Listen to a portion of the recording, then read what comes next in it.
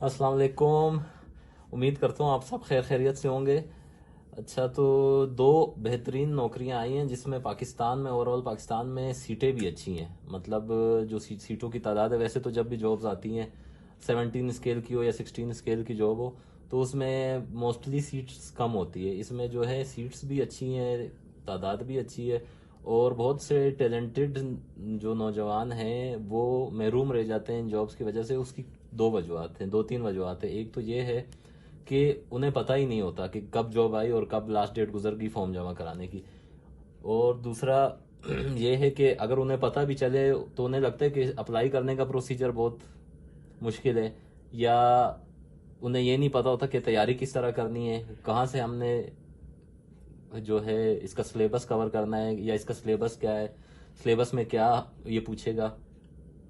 तो इसीलिए मुझे लगा कि ये अच्छी नौकरियां आई हैं। 17 स्केल की भी हैं और 16 स्केल की भी हैं, और सीट्स भी ज़्यादा हैं, तो इस पे वीडियो बनानी चाहिए। मैं आपको बताता हूँ तरीका कि किस तरह आपने अप्लाई करना है। और इसमें किसी किस्म के एक्सपीरियंस भी, इन्होंने कोई एक्सपीरियंस भी नहीं मांगा। मतलब आपको अगर 17 स्केल की जॉब वो ऑफर कर रहा है और वो आपसे एक्सपीरियंस नहीं मांग रहा, तो ये एक अच्छी अपॉर्चुनिटी है।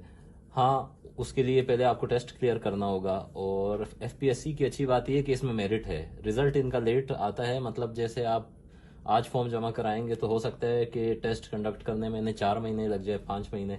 उसके बाद फिर रिजल्ट आने में भी टाइम लगता है, लेकिन मेरिट है एफपीएससी में, फेडरल में काफ़ी मेरिट है। अगर आपने अच्छा टेस्ट किया, अच्छा स्कोर किया, तो फिर आपको इंटरव्यू के लिए बुलाया जाएगा। खैर, इंटरव्यू के लिए किस तरह बुलाते हैं, किस तरह ईमेल करते हैं, फिर किस तरह आपने जो है, अगर आप इनका टेस्ट अच्छा हुआ और इंशाल्लाह आप अगर पढ़ेंगे, मेहनत करेंगे तो अच्छा ही होगा। तो फिर ये किस तरह आपको इंटरव्यू पे बुलाते हैं वो तो खैर बाद में डिस्कस करेंगे। फिलहाल मैं आपको बताता हूँ कि कौन कौन सी नौकरियां आई हैं। नौकरियां तो बहुत ज़्यादा आई हैं, मगर ये ज़्यादा ऊपर 18 और 19 स्केल की हैं, या अगर कोई 17 स्केल की भी हैं वो सब्जेक्ट रिलेटेड है या फील्ड रिलेटेड है। मतलब अगर कंप्यूटर की जॉब है तो कंप्यूटर वाले ही अप्लाई कर सकते हैं, या अकाउंट्स की जॉब है तो अकाउंट्स वाले ही अप्लाई कर सकते हैं। लेकिन ये जो आखिर में है, केस नंबर 13 है, और इसमें जो है सीरियल नंबर 13 है और 14 है।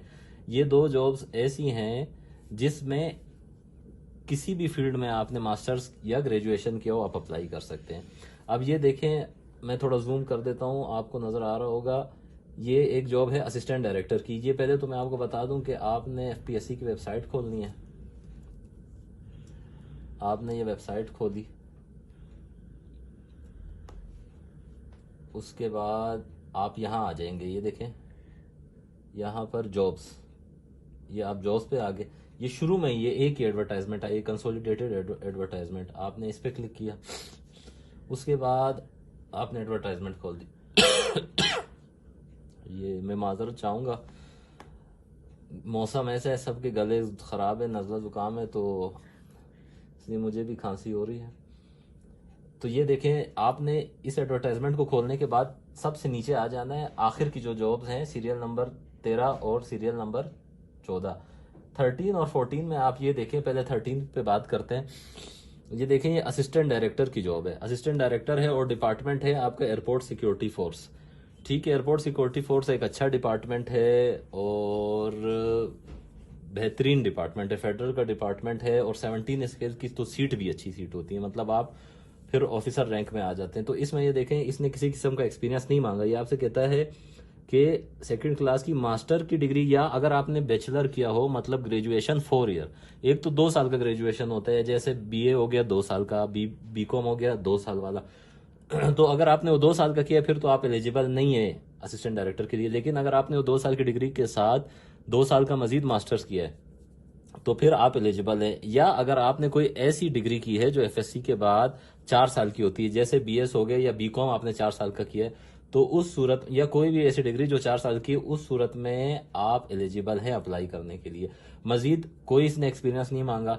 इसके अलावा चूंकि ये एयरपोर्ट सिक्योरिटी की फोर्स है, तो ये आपसे थोड़ा जो है, इनका एक ये भी क्राइटेरिया होता है कि आपकी हाइट और फिजिक वगैरह जो है ना, वो एक मिनिमम इनका क्राइटेरिया होता है, वो मीट करना लाजमी है। अब देखें, इसमें ये बोल रहे हैं आपकी हाइट 5.6 होना चाहिए।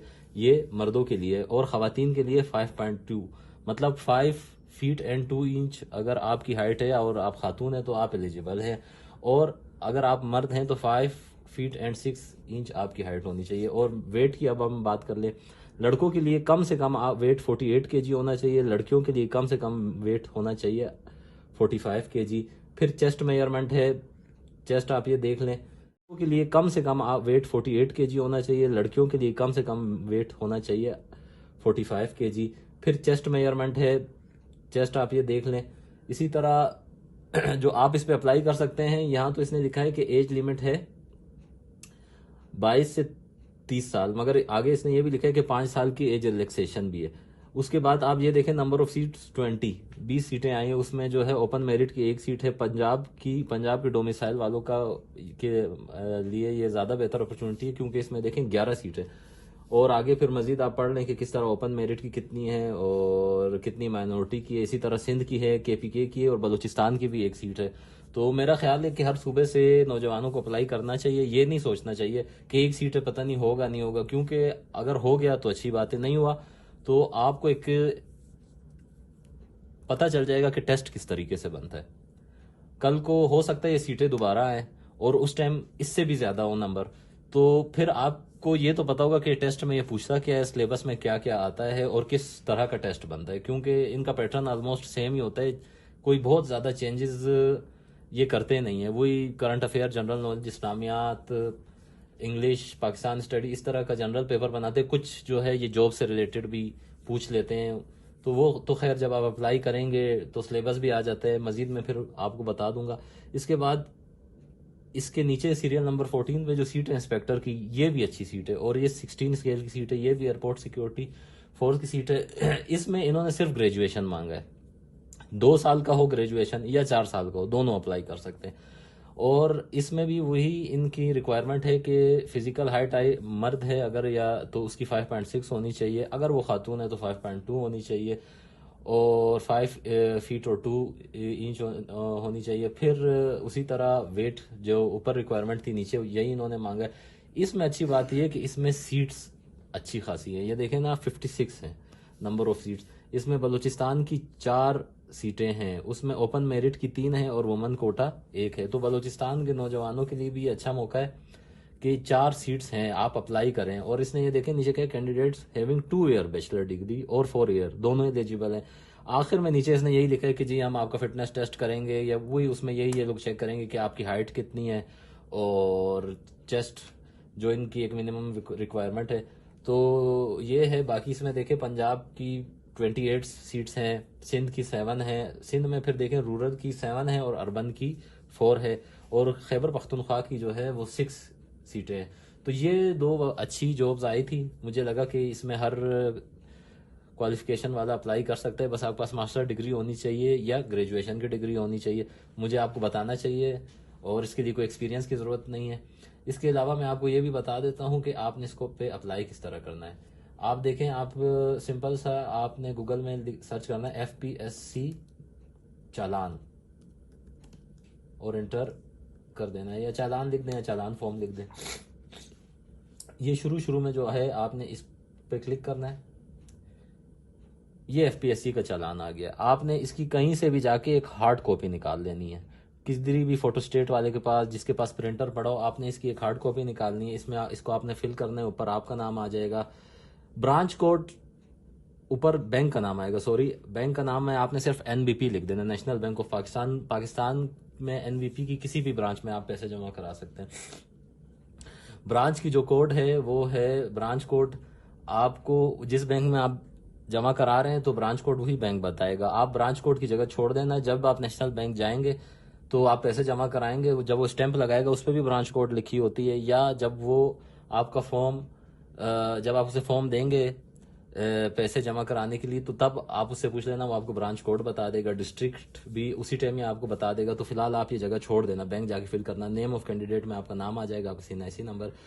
ये देखिए केस नंबर के आगे आपने ये लिखा हुआ है केस नंबर, ये केस नंबर 14 है इंस्पेक्टर का, और असिस्टेंट डायरेक्टर का है केस नंबर 13। तो यहाँ के अगर आप एडी के लिए अप्लाई कर रहे हैं तो केस नंबर 13, अगर आप इंस्पेक्टर के लिए अप्लाई कर रहे हैं केस नंबर 14। 2000 के बाद ये देखें 24 है, ये आ जाएगा। और ये आगे जो है आर के आगे आप लिख दें असिस्टेंट डायरेक्टर या इंस्पेक्टर। एग्जामिनेशन फीस 300 रुपये होती है। 16 से 17 स्केल के लिए 300 रुपये फीस है। अगर आप 16 से 17 के बाद 18 या 19 के लिए अप्लाई करेंगे तो फीस बढ़ जाएगी, लेकिन ये एक 16 स्केल की सीट है, एक 17 स्केल की सीट है, तो 300 रुपये फीस है।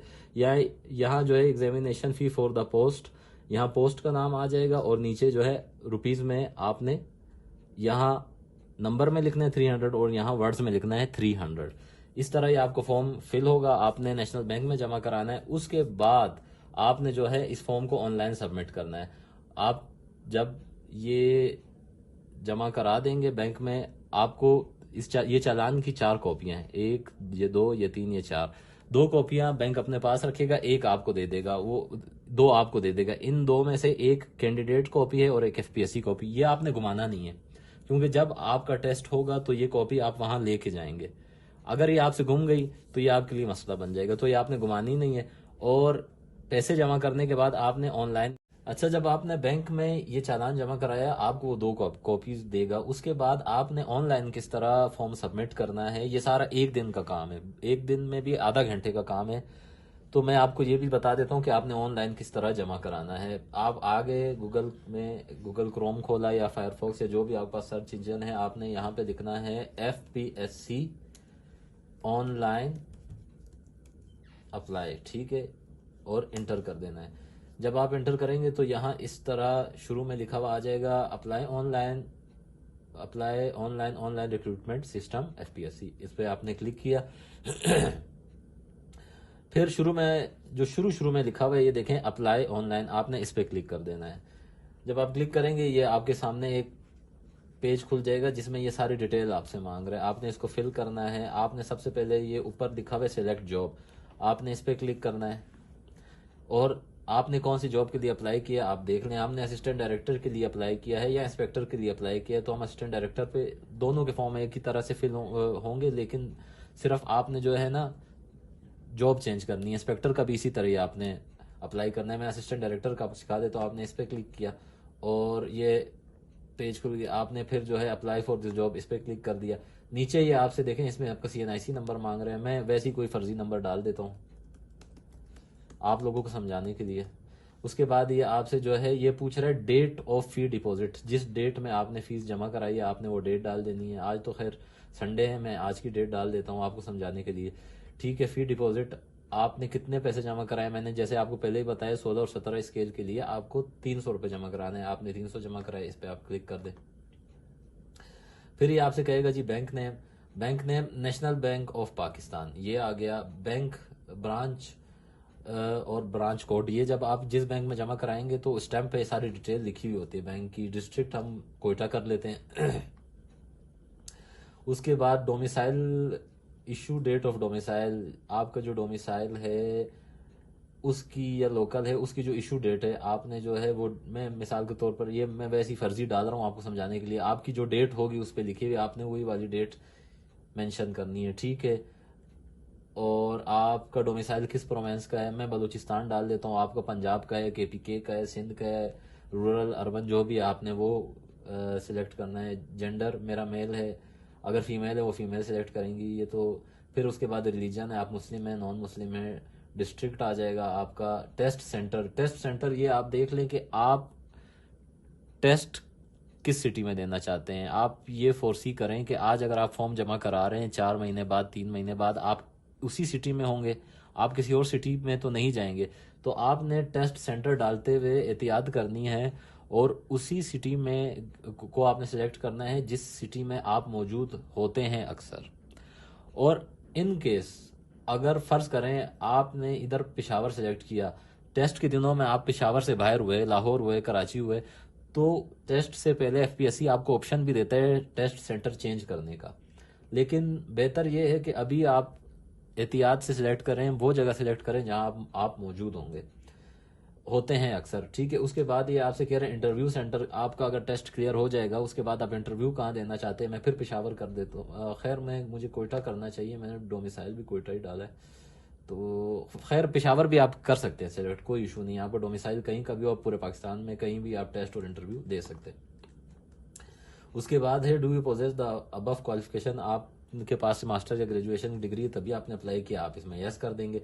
उसके बाद ये कह रहा है कि issuance date of transcript that make you eligible for selected post, आपका जो आखिरी ग्रेजुएशन या मास्टर की डिग्री है उसके ऊपर जो डेट लिखी है आपने वो डेट इसमें मेंशन कर देनी है, जो भी डेट है। मैं आपको समझाने के लिए 15 तारीख डाल देता हूँ, ठीक है। उसके बाद ये कह रहे हैं कि आप गवर्नमेंट सर्विस करते हैं या नहीं करते, अगर आप करते हैं तो यस, अगर नहीं करते तो आप नो।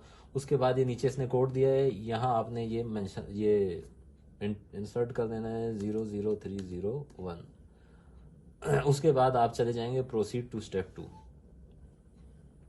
डबल क्लिक कर दें इसको। अब देखें यहाँ पे ये कहता है अपलोड योर रिसेंट पिक्चर, आप पासपोर्ट साइज पिक्चर, आप जो 30 KB से ज्यादा ना हो वो यहाँ पे आपने जो है अपलोड करनी है पिक्चर। उसके बाद नीचे आपने दोबारा अपना CNIC नंबर एंटर करना है, किस तारीख को आपका CNIC इशू हुआ था, date of issuance of CNIC, वो CNIC पे मेंशन होगा, वो आपने मेंशन करना है। नेम, आपका नाम आ जाएगा, आपके वालिद साहब का नाम आ जाएगा, और इसके बाद है डेट ऑफ बर्थ, आपकी डेट ऑफ बर्थ आ जाएगी। एज रिलैक्सेशन अगर आपने क्लेम किया है तो आप यहाँ मेंशन कर दे, और अगर नहीं किया है तो फिर आप यही रहेगा इसी तरह नोट क्लेम्ड। आपका पोस्टल एड्रेस आ जाएगा, मोबाइल नंबर आ जाएगा, अगर कोई फ़ोन नंबर है वो भी देना चाहते तो दे दें, ईमेल एड्रेस आ जाएगा। और अगर कोई डिसेबिलिटी तो नहीं है आपको, आपने अगर कोई नहीं है तो सिलेक्ट करने की कोई ज़रूरत ही नहीं है। ये यही लिखा कि अगर कोई डिसेबिलिटी है और आप क्लेम कर रहे हैं तो आप बताएं, डिसेबिलिटी नहीं है तो इसको सिलेक्ट करने की ज़रूरत नहीं है। नीचे आपने जो है अपनी एजुकेशन इंसर्ट करनी है, एड एजुकेशन आ जाएगा, अपनी जो आपकी क्वालिफिकेशन है, इस तरह आपने इसको ओपन करना है, अपनी क्वालिफिकेशन डालनी है, रिजल्ट की जो डेट है वो डालनी है, कहाँ से किया है, कितनी CGPA थी या डिवीजन थी, ये सब आपने इसमें डिटेल डालनी है। और उसके बाद ये जब सब आपने डाल दिया, आखिर में आपने सबमिट कर देना है, सबमिट योर एप्लीकेशन। जब आपने सबमिट किया आपका फॉर्म सबमिट हो जाएगा।